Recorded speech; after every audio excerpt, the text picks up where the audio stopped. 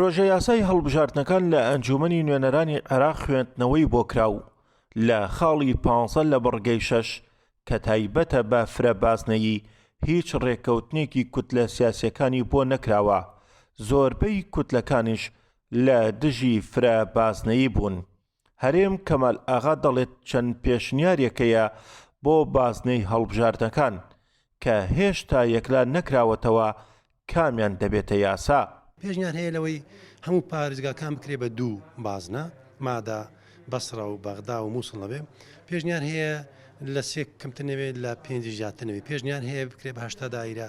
هەموو ئەوانن کە هەم ڕێژەی ژنیش تێدا دەستەبەر بکرێ. پێشنیاری تریش هەیە فراکسیۆنەکان هەر یەک فراکسیۆنێک پێشنیار خستە ڕوو و پێشنیاریش هەیە گەڕانەوەی یاسا کۆنەکەی کە ئەمیش لەوانە ئێستا لە قۆناغا قورس بێت تا نەچێتەوە قایە و بڵاو نەکرێتەوە و اینجا دواتر دەتوانێت ساندان پەرلەمانێک واژە کۆکەنەوە بۆ تعدیلی ئەم یاسایە. ئەماش تا ئێستا کەوکو ئاماژەم پێدا هەموو ئەوانە جێگەی گفتوگۆ مناقەشن.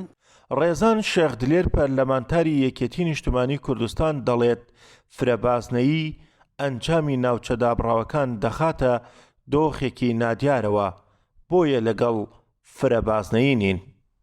زانین ئەو ناوچانەی دەروی هەرێمی کوردستان کورد وەکو پێویست ئێستا دەوڕ و دەسەڵاتی تیانە نیە و خەڵکەکان کێشەیان هەیە بە تایبەتی ئەگەرم باز لە کەرکووکن کە چەند زروفێکی خراپی هەیە ئایا چۆن نەتوانن هاوڵاتیانی کورد بڕۆن دەنگ بن چ زمانێک هەیە کە بە ئاسانی بتوانن بچنە سەر سندوقەکانی دەنگدان. ئەمانە هەموو کێشەی ئێمەیە.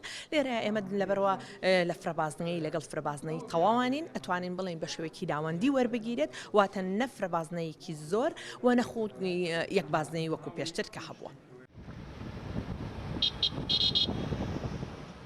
دیلان غەفور دەڵێ پێشنیار کراوە عێراق بکرێتە 82 بازنە و بە پێی یاسای کۆتای ژنان بێ.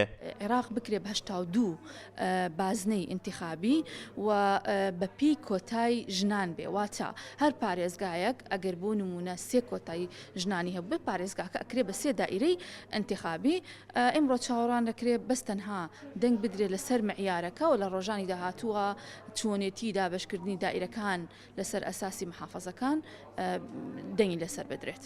لە دوای چاوەڕوانێکی زۆر سەرنجام ئەنجومەنی نوێنەرانی عێراق دانیشتەکەی دواخست بۆ سبەینێ تاکو دەرفەت بە کوتلە و لایەنە سیاسەکان بدات بگەنە ڕێکەوتن و دواتر لە ئەنجومەنی نوێنەرانی عێراق خوێندنەوە و دەنگدانی لەسەر بکرێت.